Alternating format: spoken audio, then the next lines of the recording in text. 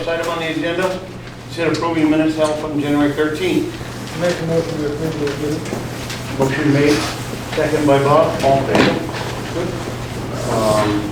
The next one is to talk about the climate change and carbon credits. Okay, I actually have Rob Lester here and Bonnie Simmons. We could do the presentation. Are we all set to go then? All set to go. I just got to say, I haven't been to a live meeting in I don't know how long. It's a little disconcerting, but thank you for inviting us. And thank you for what you all do for the community. This could be considered a complex issue for a 10-minute presentation. We're going to touch on the local, the global, the national, and the personal a bit. And we'll zip through it. So we have time for questions. Carbon cash back for Maine is the topic. And a question for us to think about, focus on. What if there's a way to avoid the worst impacts of climate change with a conservative plan that boosts the economy and puts money in our pockets? This is what we're here to talk about, and we wanted to ask for your help. My name is Bonnie Simmons. I've lived in central Maine for a few decades. I won't say how many, but I spent a few of those decades teaching at 3 central Maine school districts, sciences, including environmental science, and my last gig was right here at Messalonsky in Oakland. Rob? Hi, I'm Rob Lester. I teach at Colby. I'm an economist by training, and Bonnie and I are part of something called Citizens Climate Lobby. And the essence of what we do, grassroots organization, and we're trying to think of solutions to climate change, but from the ground up. So rather than starting at the level of, say, National Congress, it's going to start at the level of towns and communities, and we're going to try to go up the food chain and try to convince people in towns and communities, and then that will influence state and national policies. So that's the NCCL is a national organization, a global actually, with 600 chapters around the world, 400 of which you can see are clustered right here. And Maine has a pretty active contingent. We have 8 chapters in Maine with about 1,200 volunteers.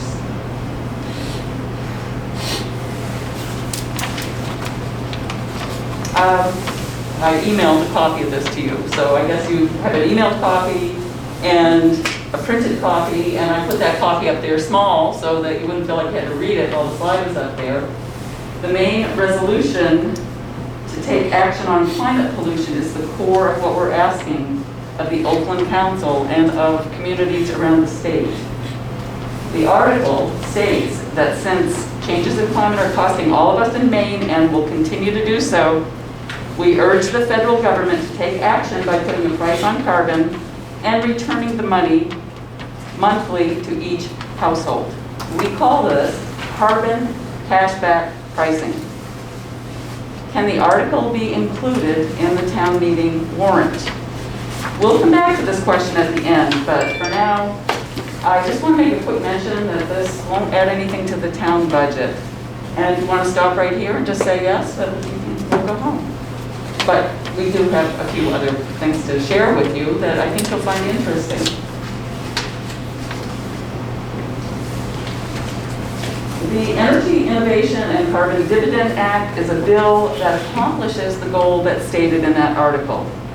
It has bipartisan support in the last congressional session with 80, actually over 80 co-sponsors, and Shelley Pingree is one of them. It meets the goals, as I said, prices carbon pollution, returns the funds directly to all U.S. households, and I had to put in caps, it is not a tax.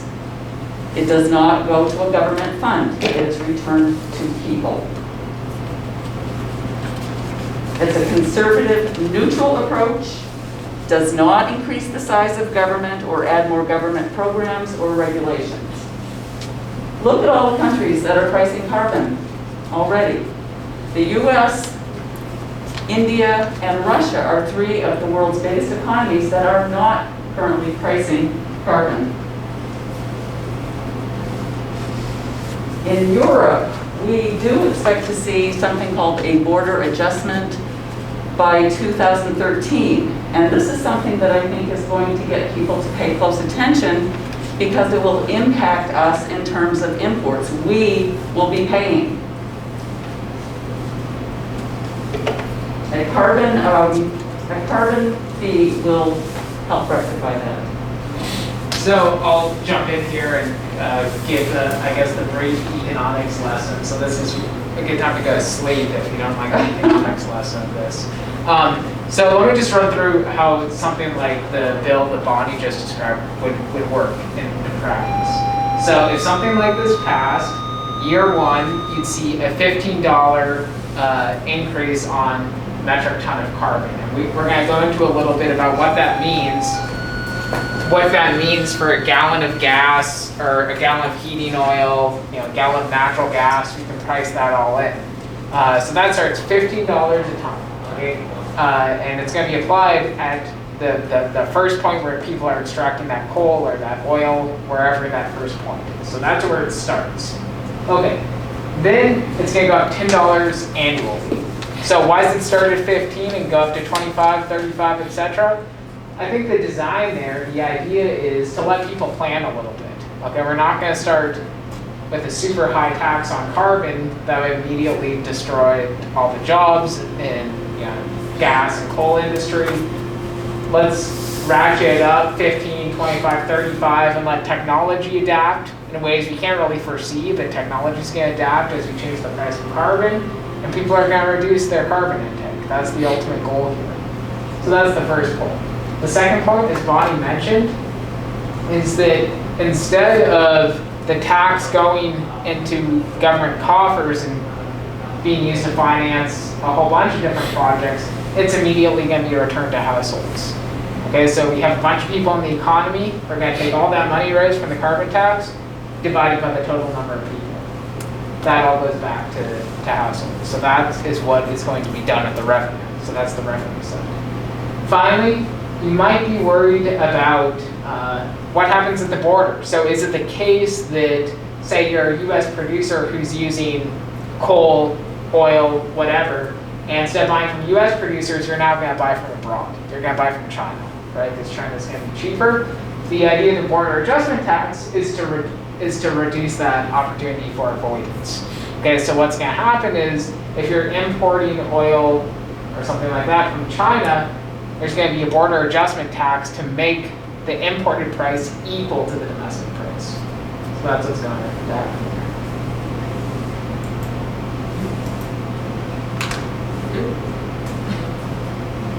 So let's talk a little bit about how this might help community members in Oakland. Now, admittedly, some of this is going to be speculative, right? Because the policy hasn't been implemented yet. So we're forecasting. First thing, if you're a community member, you're going to get a check every month from the policy makers, right? Remember, it's going to be rebated back to households. So that's the first thing. The second thing is, as you know, a big part of the local economy is tourism and recreation. Okay. Tourism and recreation, particularly from the perspective of it being outdoors, I have a picture of the lakes here, is going to be a function of climate over the long run, right? As climate change intensifies, that's going to reduce the opportunities for tourism and recreation and ultimately erode the tax base, both from people coming in, the tourists, and property valuations. So I think in the long run, this is going to be good for tourism, good for property valuations. And finally on this graph, what we want to think about is who's going to benefit from this policy, who's going to potentially get hurt from this policy. And so this graph comes from a study done, a recent study done that CGL has been using. And what we have here is on the leftmost axis, the fraction of all households benefit from the policy. So the fraction that's going to see a net gain financially. So that's going to be the check you get minus the added taxes you pay. And if that's positive, you benefit on net. And you can see that over 60% of households benefit on net. And what happens is, you can see that it's progressive. So if you're in quintile 1, of the consumption distribution. So let me back up. What's that mean? You earn no more than 20% more of consumers in the economy. So you're in the bottom 20% for how much you're consuming. Okay, so these people are the least well off, let's say. So that's 0% to 20%. So probably somewhere in the poverty line. They're gaining the most. 96% of them are showing the net gain.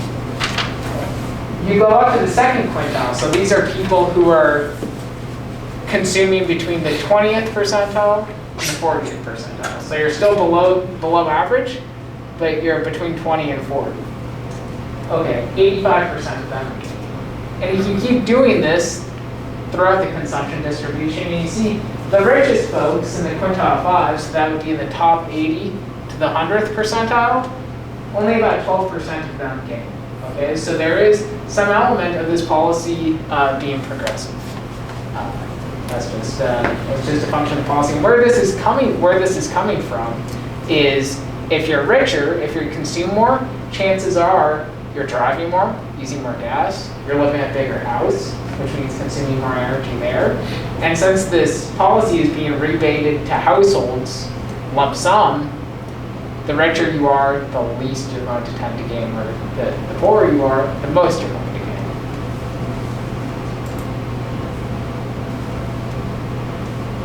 So I promised you some estimates for what this is going to do for the price of gas, price of oil in the first year. So remember, this is a $15 tax per metric ton of carbon. In the first year, that translates about into a 12-cent increase in gasoline and about a 15-cent increase per gallon of oil. So those are two of the common ones we're going to use here and there.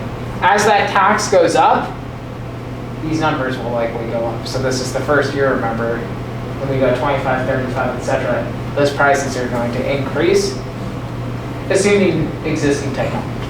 We might have some technological breakthroughs too. And we might mention that that is where the dividend helps the low-income people particularly, so that they can cope with this. But in the meantime, renewable energy will be taking off more over time because of the price. And then what we have here is sort of an interactive, Bonnie and I didn't develop, or benefiting from other CGL resources. And so when we get up, it's an interactive website that takes your income and also how much you spend on heating your house, drive your car, etc., and forecast how much you're going to gain or how much you're going to lose per month. Okay, so like I tried to do it personally, like how much I'd gain, how much I'd lose. Any of you can do it by going to this website.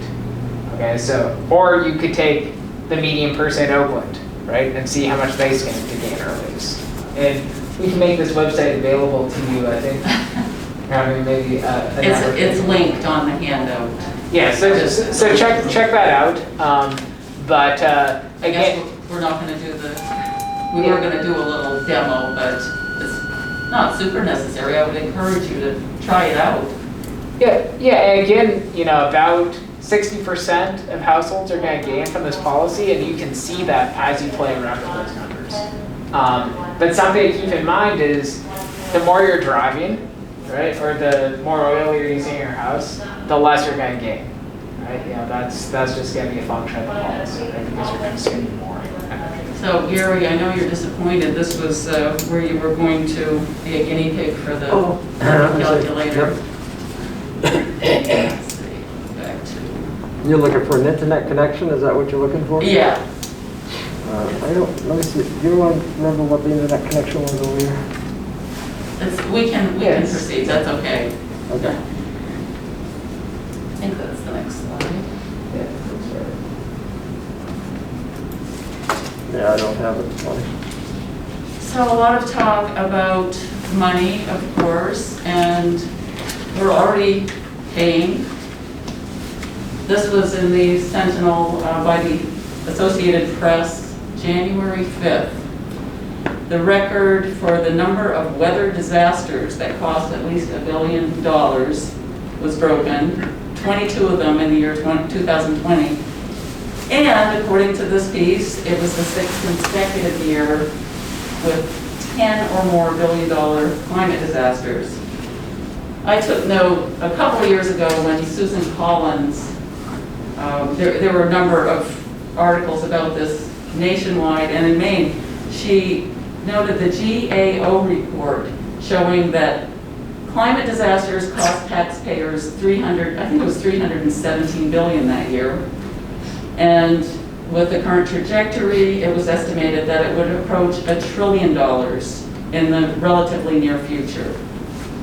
So the question about paying for climate change, who pays? Well, I think the answer is quite clear. We all pay for it with our tax dollars that help to remediate all of the natural disasters that are occurring.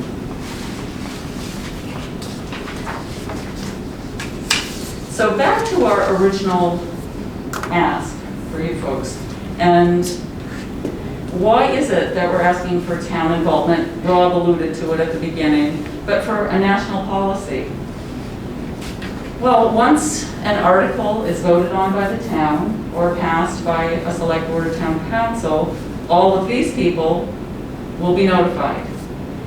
We have, I've lost count, but I think it's upwards of 60 towns that are, where people are doing the same thing that Rob and I are doing right now. Not today, but over the course of the next few months as town meetings are happening and as they make appointments with their city councils and so on. Oakland could join the dozen towns that have already supported and signed on to a similar concept, supporting a carbon price with the money being returned to households. And you'll note that there's quite a variety of towns, from the very small Aroostook to the bigger cities in the south and coastal cities, Vinyl Haven,